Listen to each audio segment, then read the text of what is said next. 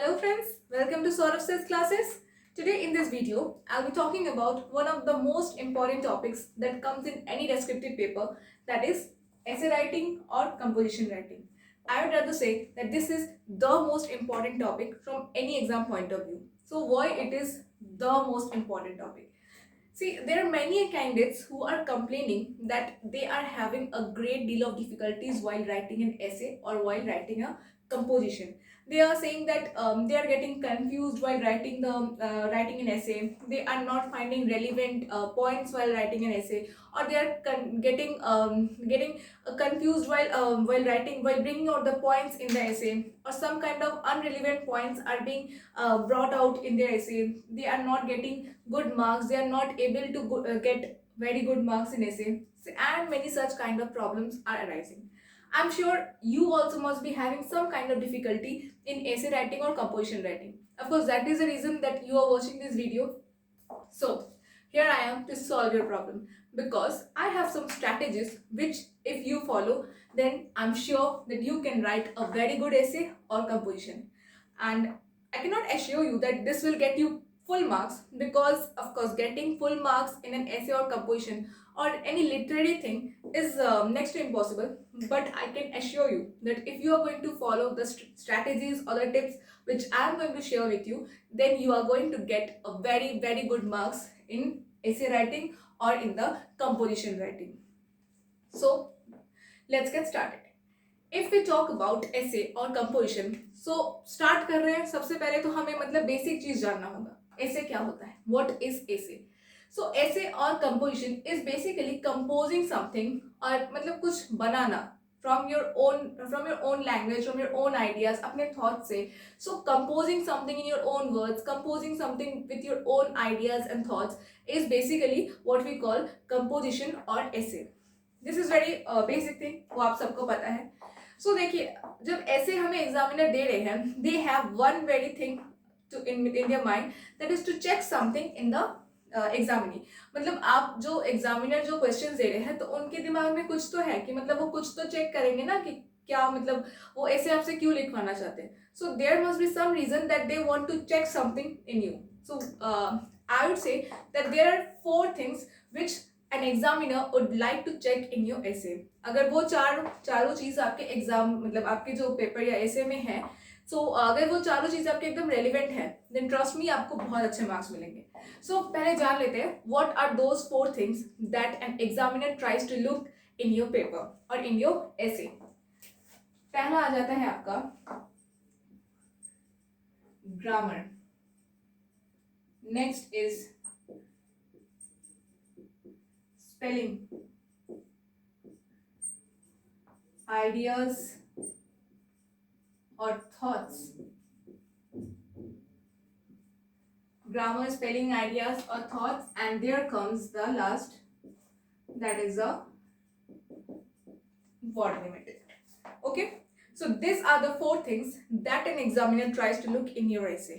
So क्या क्या, पहला है grammar, दूसरा है spelling, तीसरा है आइडियाज और थॉट्स, एंड चौथा है आपका word limit. See, grammar, spelling, ये आपको अपने ऐसे में ठीक रखना है. If you are writing an essay, of course आप इतने इंपॉर्टेंट एग्जाम्स देंगे लाइक WBCS, PSC, आपके UPSC, क्लर्कशिप, मतलब RRB, ऐसे बहुत सारे एग्जाम्स, मतलब जो इंपॉर्टेंट एग्जाम्स होते हैं आपके मेंस पेपर या डिस्क्रिप्टिव पेपर में, आपके ऐसे राइटिंग या कंपोजिशन राइटिंग आते हैं. ठीक है, तो अब इतने इंपॉर्टेंट एग्जाम में आप लिखेंगे ऐसे, या इतना इंपॉर्टेंट पेपर के आप मेंस एग्जाम में ऐसे राइटिंग करने वाले हैं, so of course you need to have a very good grammar और स्पेलिंग्स, मतलब दोनों आपके एकदम सही होने चाहिए. I will not say that आप एकदम कॉम्प्लेक्स वर्ड यूज करिए. Do not use complex word. You can write an essay in your own simple words. Do not use complex word. आप कॉम्प्लेक्स वर्ड जितना यूज करेंगे, उसमें गलती होने के चांसेस उतने ज्यादा हो जाते हैं. So do not use complex word. Write in simple words. If you are writing simple words, there are lesser chances of wrong things. There are lesser chances of wrong spellings, wrong grammar. वो सब avoid करिए. आपका जितना सही spelling होगा, जितना सही grammar होगा, उतना एक अच्छा impression create होता है, उतना एक अच्छा image create होता है आपके essay का. So of course that is going to add benefit to your marks. Then comes the third thing. I'd rather say that this is the most important thing that an examiner tries to look into your essay. that is ideas or thoughts. They try to check your ideas, your thoughts, your opinions in the given essay. मतलब आपका जो ideas है, thoughts है, वो उस essay का जो topic जो आपने सेलेक्ट किया है वो उसके साथ रेलिवेंट है या नहीं, it's in a logical way, logically वो कनेक्टेड है या नहीं. ऐसा नहीं कि essay आपका मतलब अनएम्प्लॉयमेंट के बारे में दिया है और आपने यहाँ पे अपना पॉलिटिकल मोटिव्स जोड़ दिया. सो आपको जो भी चीज लिखना है, जो भी एसेज में आपको पॉइंट्स देने हैं, that should be very very relevant to the topic of the essay के साथ पूरा पूरी रेलिवेंट होना चाहिए, लॉजिकली कनेक्टेड होना चाहिए. ये नहीं कि जबरदस्ती कनेक्ट करवा रहे हैं. ओके, लॉजिकली कनेक्ट करके लिखिए आप. Then comes word limit. Okay, तो वर्ड लिमिट जब आपका है, आपको एज इन, आप समझ लीजिए आपको वर्ड लिमिट दिया गया है एज इन 100 वर्ड्स, और आई कैन से जैसे कि समझ लीजिए आपको 500 वर्ड्स दे दिया गया. 500 वर्ड्स आपके मैक्सिमम वर्ड लिमिट दे दिया, इसमें आपको ऐसे लिखना है. So you can write up to 550 words, 600 words. आप 600 वर्ड्स तक लिखिए, ठीक है. मैक्सिमम मैं कहूँगी आप 650 वर्ड्स तक गए, that can also be considered. But अब आप जा रहे हैं 700, 800, 1000 वर्ड्स कि नहीं मुझे ये टॉपिक अच्छा लगा, I am going to write on and on and on. So उसमें क्या होगा, आपका एक बैड इंप्रेशन क्रिएट होता है और आपका मार्क्स डिडक्ट होने का चांसेस रहता है. देखिए, when you are giving in online examinations, वहाँ पे तो ये वर्ड काउंट का कोई डिफिकल्टी आना ही नहीं चाहिए, बिकॉज आप वो कंप्यूटर में टाइप कर रहे हैं एंड देन वहाँ पे आपके साइड में जो ऑप्शन रहता है वहाँ पे आपके वर्ड काउंट होते रहते हैं.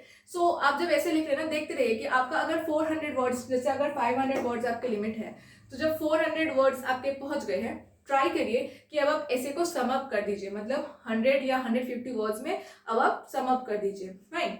But of course when you are giving an offline examination, आप ऑफलाइन में जब ऐसे लिख रहे हैं, ये ऑप्शन मतलब आपका नहीं रहता है कि मतलब आप वर्ड्स काउंट करें. सो मतलब सॉरी, वर्ड आपका ऑटोमेटिकली काउंटेड नहीं हो जाता है, आपको क्या करना पड़ता है, वर्ड्स काउंट करने पड़ते हैं. सो अब वर्ड्स काउंट करने का इतना टाइम तो एग्जाम में नहीं रहता है कि मतलब आप एक एक करके वर्ड्स काउंट करें. This much time is not given.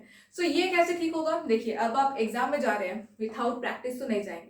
C I will always suggest that hard work is needed. Hard work तो जरूरी है भैया, लेकिन हार्ड वर्क के साथ आपको स्मार्ट वर्क करना है. So here I am giving you the steps and strategies for smart work. And hard work आपको खुद करना है, प्रैक्टिस करना है.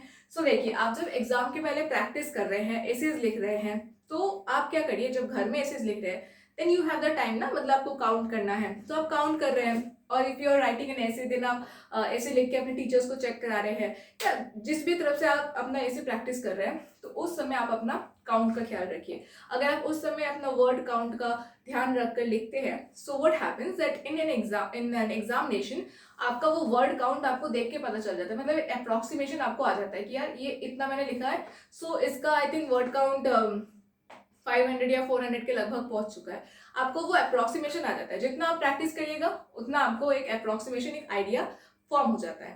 फाइन. सो ऑफकोर्स की सक्सेस, मतलब जो की मेथड है सक्सेस का, वो आपका ऑफकोर्स आ जाता है प्रैक्टिस, हार्डवर्क. बट हियर मैं आपको स्मार्ट वर्क भी बताऊंगी. Hard work plus smart work, hard work के साथ स्मार्ट वर्क जोड़ दीजिए और आपको ये ऐसे और कंपोजिशन एकदम एक पीस ऑफ केक हो जाएगा, easy as a cake work. Okay, so here I am to make your essay writing, your composition writing a cakewalk. मतलब आपको इसे डरना नहीं. I am here to remove your fears. ठीक है, अपना डर हटाइए, क्योंकि यहाँ पे हम strategies follow करेंगे.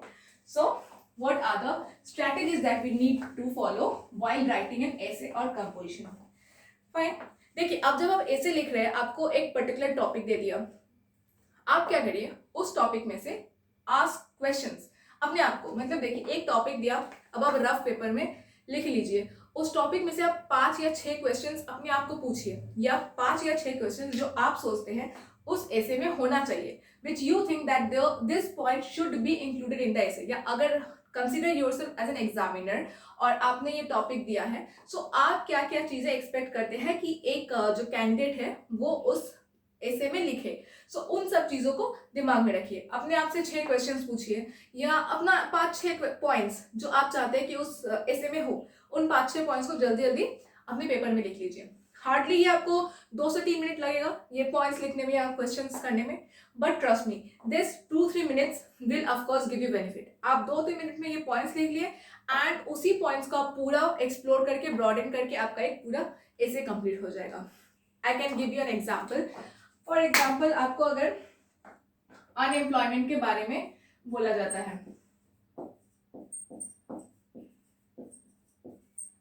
अनएम्प्लॉयमेंट के बारे में अगर आपको बोला जाता है तो आपको क्या करना है।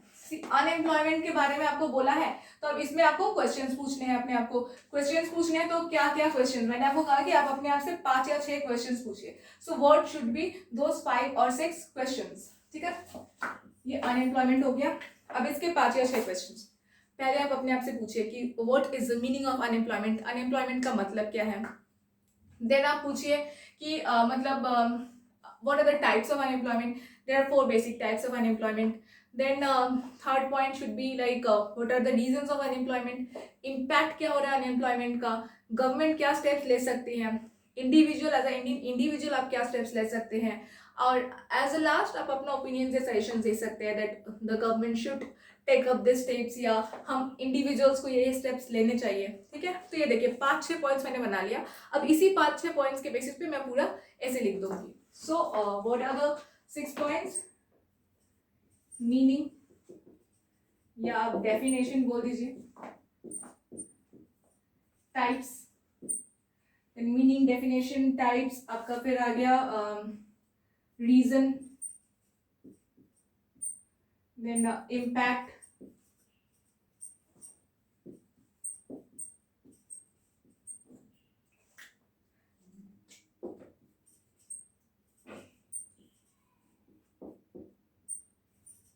steps that government can take. सी देखिए मीनिंग हो गया, डेफिनेशन हो गया, टाइप्स हो गया, reason, impact, the steps that the government can take, then steps youth can take,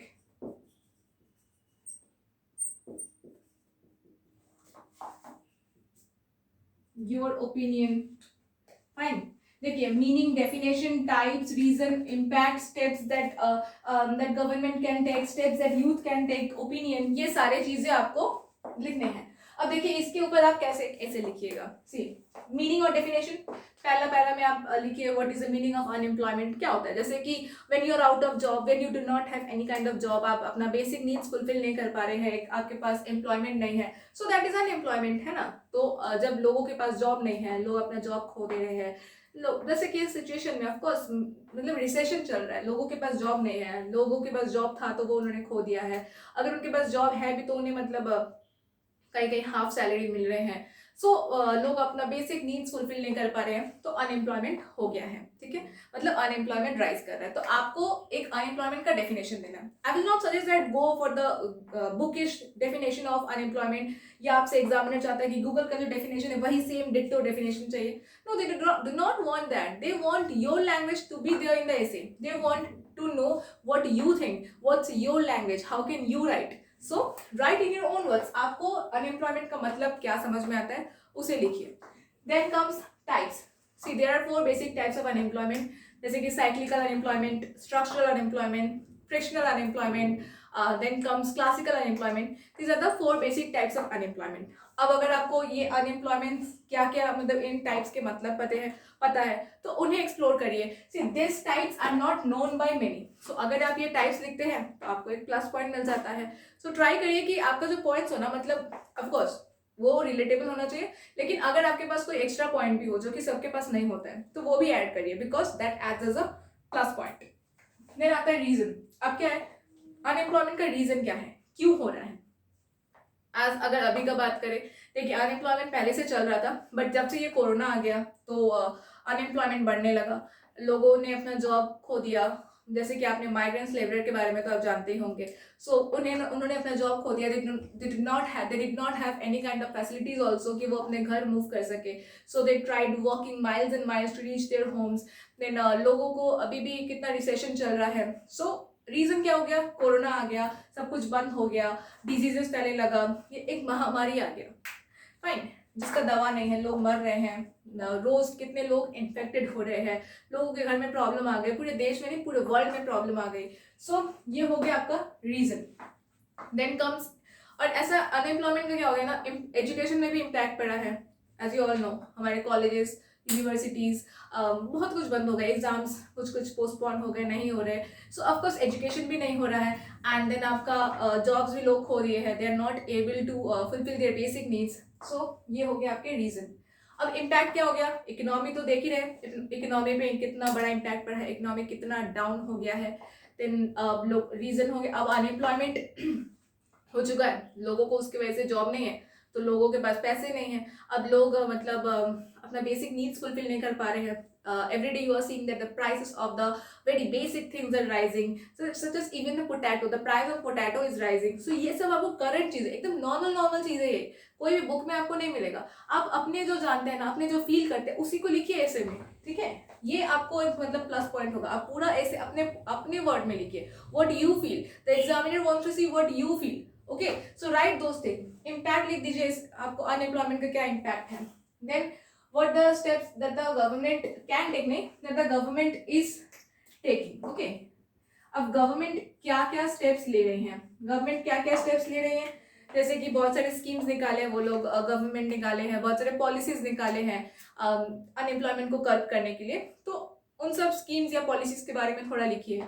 then अब यूथ क्या क्या स्टेप्स ले सकते हैं, एज ए यूथ हम क्या स्टेप्स ले सकते हैं, सो वो सजेस्ट करिए। लास्ट में आप अपना ओपिनियन से सजेशन दे सकते हैं कि कहीं कोई लूप होल रह गया है, या कोई कुछ जगह जहाँ पे गवर्नमेंट को और ध्यान देना चाहिए, या हम एज एन इंडिविजुअल क्या कर सकते हैं। सो इन ऐसे आप अपना सजेशन, अपना ओपिनियन भी दे सकते हैं, राइट। सो देखिए, ये मैंने 6 पॉइंट्स बनाया, 6-7 पॉइंट्स बनाया, या 6-7 आप अपने आप से क्वेश्चंस पूछिए। सो इन्हीं 6-7 पॉइंट्स को ना आप एक्सप्लोर करके, ब्रॉडन करके आप ये पूरा एक ऐसे लिख देंगे। एंड ट्रस्ट मी, ये सारे पॉइंट्स का अगर आंसर आपके एक ये अनएम्प्लॉयमेंट वाले ऐसे में है ना, ट्रस्ट मी, आपको एक बहुत ही अच्छा मतलब मार्क्स मिलने वाला है। This strategy is successfully tested strategy, इसलिए मैं आप लोगों के साथ शेयर कर रही हूँ, ठीक है। जैसे कि अनएम्प्लॉयमेंट का मैंने बताया। अब अगर हम एक नेक्स्ट एग्जाम्पल ले ले, फॉर एग्जाम्पल फ्रॉम प्रिंट, जैसे कि अगर आप लीजिए चेंज इन एजुकेशन, या फिर आप ले सकते हैं books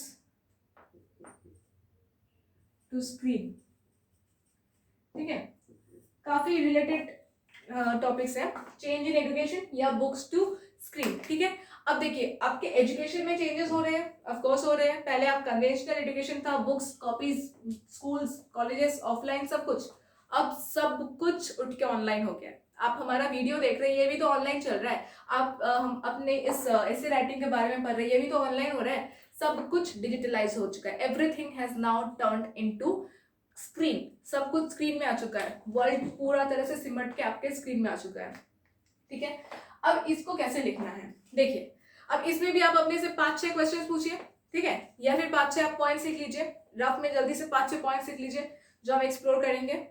so I am helping you with this. अगर होगा बुक्स टू स्क्रीन, पहला आप लिख दीजिए इंपॉर्टेंस ऑफ स्टडी, ठीक है। अब आप एक ऐसे लिख रहे हैं तो आपको मतलब कुछ इंट्रोडक्शन भी देना पड़ेगा, स्टडीज का क्या इंपॉर्टेंट है, स्टडी का क्या इंपॉर्टेंस है। ऑफ कोर्स मतलब एजुकेशन, इंपॉर्टेंस ऑफ स्टडी, आप इंपॉर्टेंस ऑफ एजुकेशन ही लिख दीजिए, okay. Importance of education, education का क्या इंपॉर्टेंट है।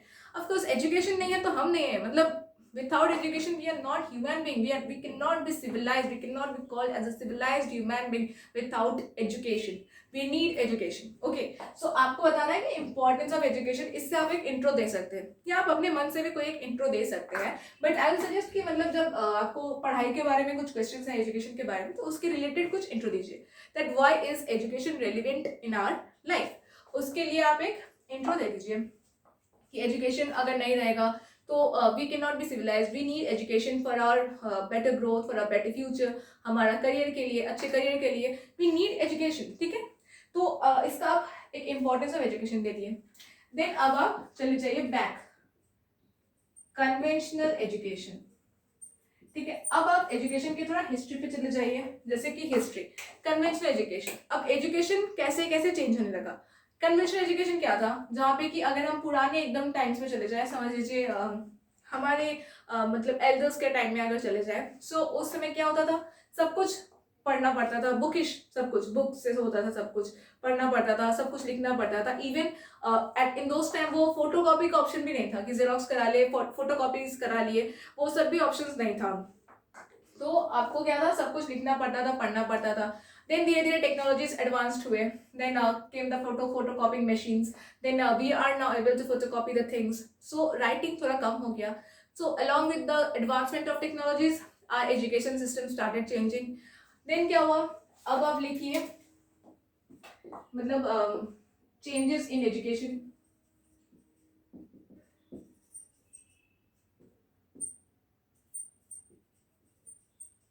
स्क्रीन एजुकेशन या डिजिटल एजुकेशन जो भी लिखिए। अब चेंजेस इन एजुकेशन जो मैंने बताया, जैसे जैसे टेक्नोलॉजीज एडवांस होने लगे, आपके एजुकेशन सिस्टम में भी चेंजेस आने लगे। ओके, सो चेंजेस धीरे धीरे आने लगे।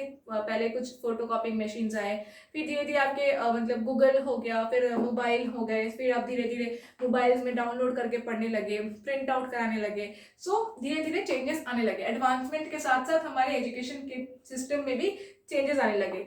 देन स्मार्ट स्क्रीन हो गए, स्मार्ट स्क्रीन में आपके प्रोजेक्टर्स हो गए, ऐसे सारे चेंजेस आने लगे। वो सारे चेंजेस यहाँ पे आप लिखिए। अब देखिए क्या हुआ, अब कोरोना आ गया ना, पहले भी हम डिजिटलाइज थे but not up to this extent कि मतलब सब कुछ बस अब डिजिटल में ही पढ़ना है, इतना भी एक्सटेंट के हम लोग डिजिटलाइज नहीं थे। सो अब क्या हो गया, तो ये कोरोना की वजह से सब कुछ बंद हो गया, everything got closed. So we had no other option left rather to turn to screens. तो हम स्क्रीन्स पे आ गए, हम ऑनलाइन पढ़ने लगे, because education must continue. Education रुक गया तो सिविलाइजेशन रुक जाएगा। Education, work, everything must continue. So हमें कुछ ना कुछ ऑप्शन तो खोजना था। So the world turned into screen, the world got fit into a particular screen. हम लोग सब कोई डिजिटलाइज हो गए, वी वेर फोर्स्ड टू। अब आपको क्या लिखना है, स्क्रीन एजुकेशन का प्रोज एंड कॉन्स लिखना है। देखिए ऑफ कोर्स इसका प्रोज है, अब कोई भी चीज का एडवांटेज एंड डिसएडवांटेजेस दो साइड्स होते हैं, आपको दोनों साइड्स दिखाने हैं। यहाँ पे दिखा दीजिए कि आपके डिजिटल एजुकेशन का कितने प्रोज है। ऑफ कोर्स आप घर बैठे आप कहीं का भी लेक्चर्स देख सकते हैं, मे बी आप अभी दूसरे स्टेट्स में होंगे और हमारा लेक्चर्स आप दूसरे स्टेट से देख रहे हैं। सो ऑफ कोर्स आपके क्या हो रहा है, हम यहाँ कोलकाता से है, आप अभी दूसरे स्टेट्स में होंगे, हमारा लेक्चर्स देख पा रहे हैं आप। या जैसे बहुत सारे लोग डिस्टेंस एजुकेशन कर पा रहे हैं, अपने दूसरे स्टेट्स में रह के भी अपने क्लासेस अटेंड कर पा रहे हैं। बहुत सारे प्रोज है, but also there comes cons. Cons क्या क्या हो गए, those people who are staying in remote areas, उनको इंटरनेट कनेक्टिविटीज नहीं है। यू आर सीइंग मतलब न्यूज में बहुत सारे ऐसे आए हैं जहाँ पे मतलब कैंडिडेट्स और the students need to go up to the hills to get network connection. तो बहुत सारी डिफिकल्टीज हो रही है। Many people are getting depressed because they are not able to attend online classes. So क्योंकि वो लोग अपना एजुकेशन कंटिन्यू नहीं कर पा रहे हैं। तो कॉन्स भी आ रहे हैं, प्रोज है बट साथ ही साथ कॉन्स भी है। And then in the last give a balanced view. अब लास्ट में आपको क्या दिखाना है कि लास्ट पैरा में आपको अपना सजेशन या अपना ओपिनियन देना है। So try to give your own suggestions और ओपिनियंस, जहाँ पे आप दोनों का कॉन्स एंड प्रोज दिखा रहे हैं। मतलब स्क्रीन और डिजिटल एजुकेशन इंपॉर्टेंट है और उसके साथ साथ हमारे कन्वेंशनल एजुकेशन भी इंपॉर्टेंस है। आपको एक बैलेंस व्यू देना है। ये नहीं कि आपको अगर डिजिटल एजुकेशन पसंद है और if you are in favour of conventional और bookish education then you are supporting any one. No, you just can not do that. आपको दोनों का एक बैलेंस व्यू लेकर अपना ओपिनियंस और सजेशन देना है। Only then you it will create a good image to the examiner. देन एग्जामिनर को पता चलेगा दैट ऑफ कोर्स आप दोनों एस्पेक्ट्स को लेकर देख सकते हैं। Fine, these are the approaches that you need to have while writing an essay or composition. See, ये कितना इजी चीज है, 6 या 5 पॉइंट आप लिख लीजिए ना। कोई क्वेश्चंस आप मतलब कोई भी अपने से क्वेश्चंस पूछिए अपने आप को, या अपने आप जो चाहते हैं कि एक ऐसे में ये पॉइंट्स होने चाहिए, उन्हें रफ में लिख लीजिए एंड देन आप उसी पॉइंट्स पे बेसिस करके अपना ऐसे लिखिए। मैं इन पॉइंट से बाहर जाके कोई भी ऐसे नहीं लिखूंगी, ये पॉइंट्स मतलब ये पॉइंट्स रहेंगे उसके बेसिस पे ही मैं ये ऐसे लिखूंगी। ठीक है, so try to make your own points और मेक योर ओन क्वेश्चंस जो which you want to ask yourself and उसी के बेसिस पे आप अपना पूरा ऐसे लिख सकते हैं। This are the basic strategy that you need to follow and ये सक्सेसफुली टेस्टेड स्ट्रैटेजीज है। So try to follow this, practice करिए। Will be solving some samples with you, so आपका ज़्यादा प्रैक्टिस हो, आप अपना ऐसे लिखिए फिर हमें चेक कराइए। So of course this is a two way process, we are going to help you and also you need to come forward with this. ठीक है, तो together we if we are working we can go in the right direction. And ये essay writing, composition writing, ये सब strategies follow करके करिए, बहुत easy हो जाएगा. It will be a cake work for you. So I think in this video I had been able to provide you all the help that you need, to provide you some of the strategies that you needed for writing an essay or composition. If you have any more doubts or queries, please do give a comment in the comment section. We will try to reach to each one of you. Till then, take care. Bye.